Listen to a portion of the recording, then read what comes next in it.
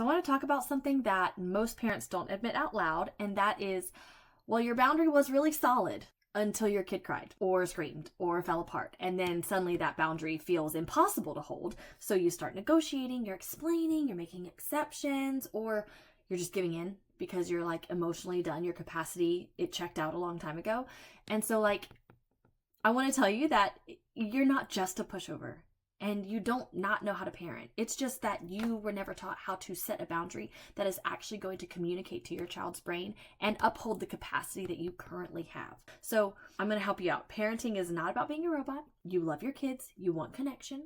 But you also want to stop repeating yourself and stop arguing about every single tiny thing and stop feeling like the bad guy just because you're the one enforcing the boundaries and the limits. And if your boundaries fall apart under pressure, that does not mean that you are failing. It just means that your boundaries need clarity, structure, and support. They can't just exist off of willpower, because some days we have less willpower. So in my upcoming workshop, I'm teaching parents for free exactly how to set boundaries that hold even when the emotions get big, and even when your child melts down, and even when you are tired or tapped out. So in my workshop, we're going to talk about what a boundary is, how the brain actually responds to limits, what to say in the moment, and how to stay grounded without yelling or threatening. And we're going to keep that boundary nice and predictable, nice and firm.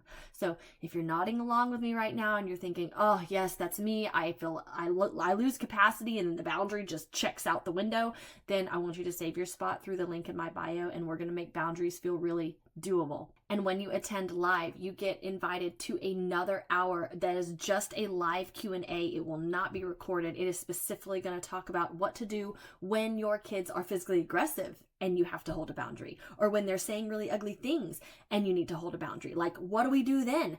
We're going to talk about it, and you get a chance to ask your own questions so that you can get clarity on how to make the boundaries work for you, and you can raise kids who are responsible and respectful and accountable without you having to yell or bribe or threaten or negotiate.